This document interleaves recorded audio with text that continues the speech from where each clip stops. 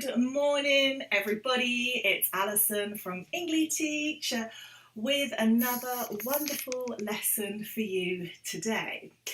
Okay, so we have been working through our 30-day live Learn English for Free challenge with Engli-teach, which is completely free. So if you want to join in some brilliant lessons and also have the opportunity of expanding your English, then come along.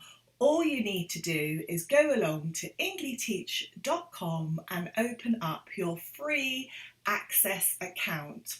From there, you can see the course, the challenge, and you can be taken directly to it. Okay, so for today, we are going to be learning all about prepositions. Now, I know lots of learners of English think that prepositions are easy peasy lemon squeezy, as we say in English, but when I listen to non-native speakers of English often speak English, they forget to use the prepositions in their spoken English. They don't often forget them in their written English, but they do in their spoken English. So we today are going to be looking at prepositions. I'm just going to wait for a few people to join, and I'm going to give you the opportunity just to jot down the website address again. If you don't already know it, here we go. So go along to engli-teach.com, and I'm just posting that. Okay, great. So let's have a little look. So this is completely live. So if you have any questions, then you can, of course, put your questions in the comments and we will respond to them. Okay, so let's have a little look. So what are prepositions? I always like to start with briefly explaining the function.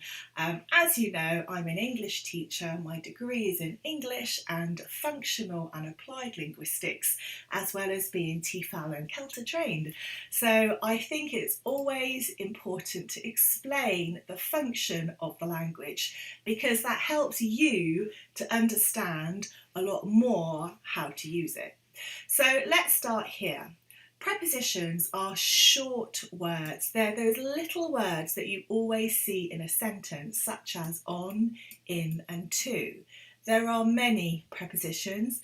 These are just a few examples. And they are usually stand in front of nouns, so they come often before the noun in a sentence.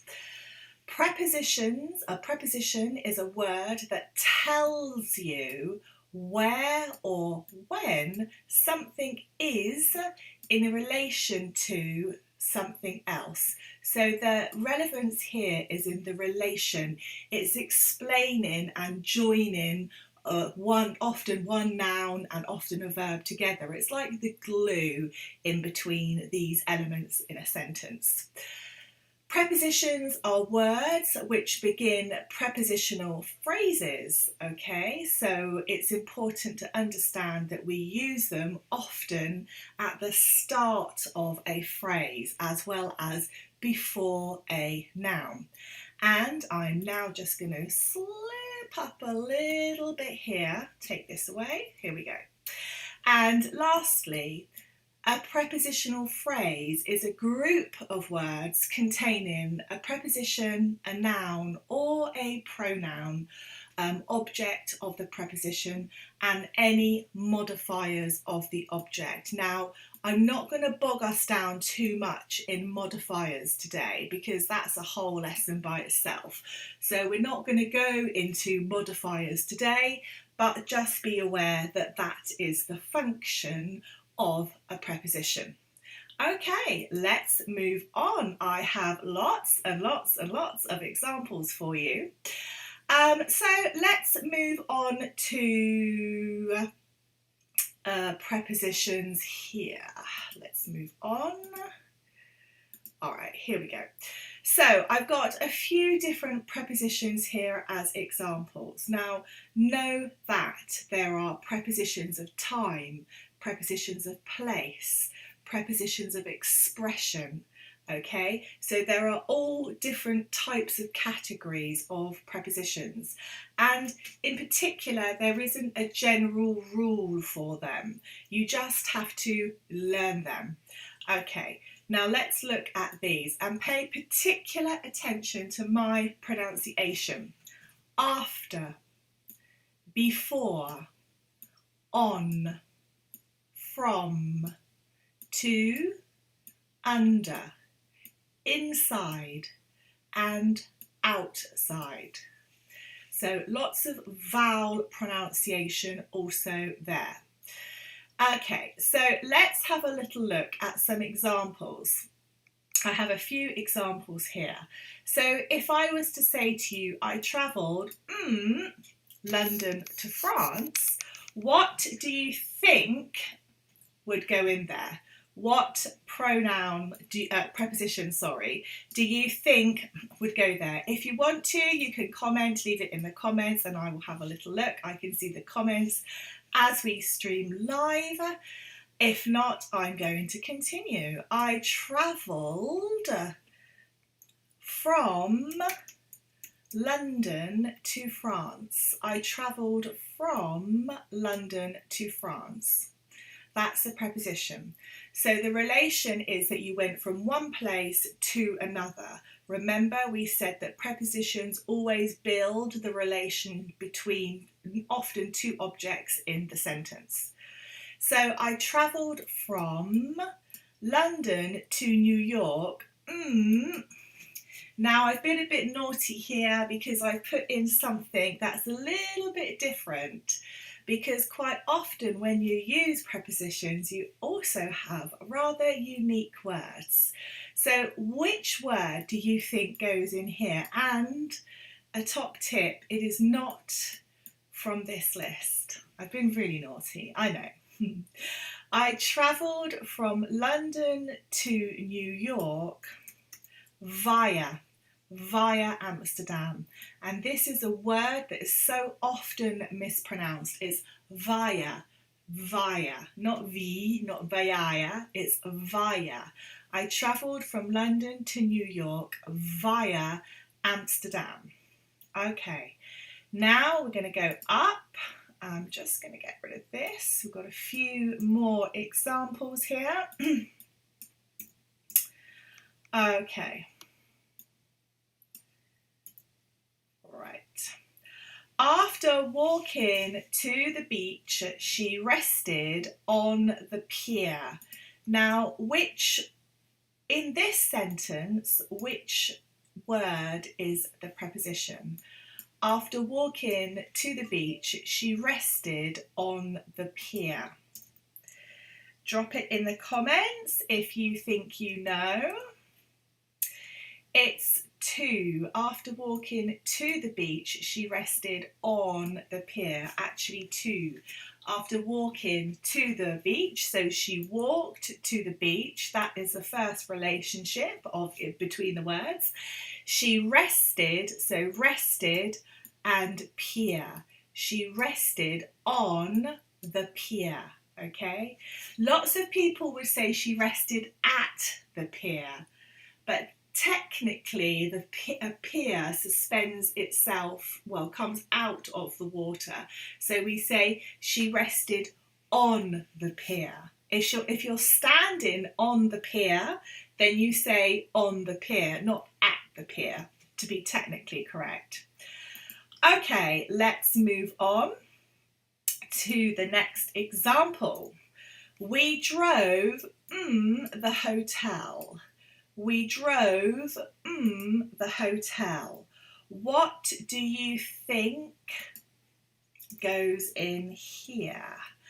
We drove to. We drove to the hotel. I'm just going to put that in here. We drove to the hotel. Okay, I'm going to get rid of some of these elements at the top. And if you have any questions, then let me know in the comments and I will get back to you. All right. We cycled from the cliff top to the town. We cycled from the cliff top to the town. Where are the prepositions in this sentence? We cycled from the cliff top to the town.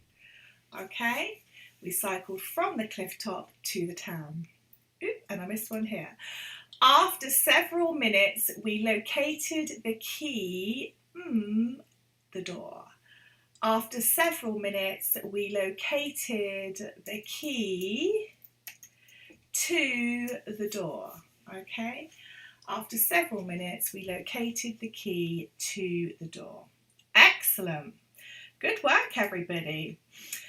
All right, now I have a couple more really trickier ones now. We're going to get on to some harder ones. So hopefully you were able to have a little look at that.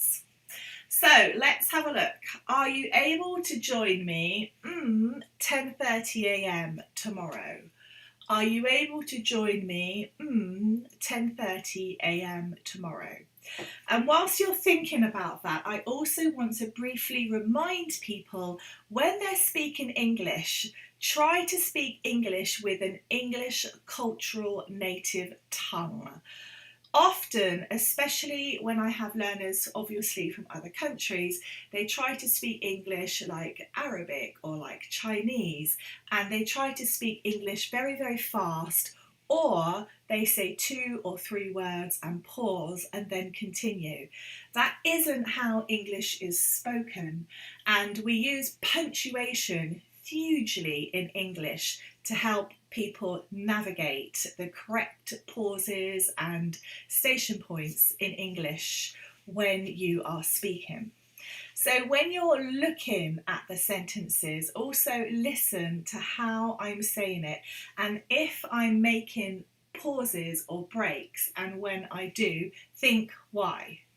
So are you able to join me at 10:30 a.m. tomorrow?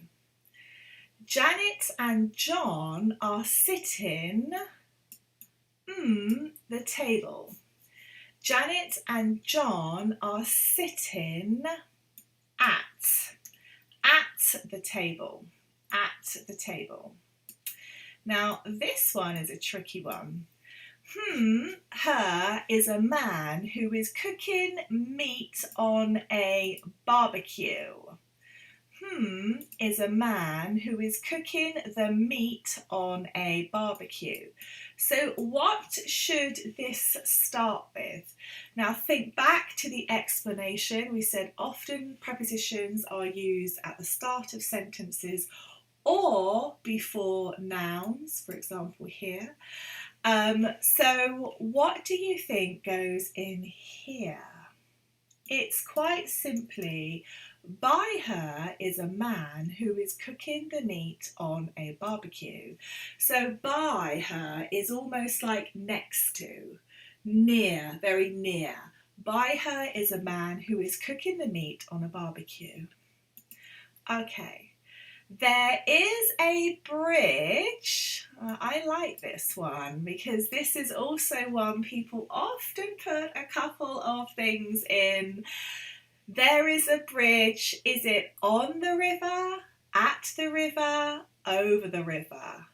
On, at, or over? There is a bridge on the river. There is a bridge at the river. There is a bridge over the river. Okay, well, you could use both of, well, 2 here. You could say there is a bridge on the river. That would be okay. And you could also say there is a bridge over the river. but there is a bridge at the river.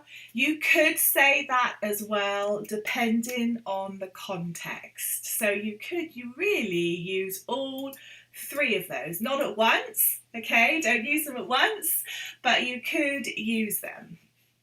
Okay, excellent. Would you like to go out? Dinner tonight. Would you like to go out? Dinner tonight. Now, remember what I said about non-native speakers of English forgetting to use prepositions in spoken English. Really think how you speak English. If possible, record yourself without reading any English. Just speak freely into your phone on record and then play it back and see if you are really using prepositions, or are you forgetting to put them in? Okay, let's go back to here. Would you like to go out to dinner?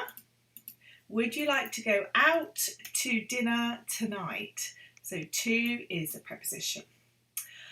Okay, and finally, my hometown London.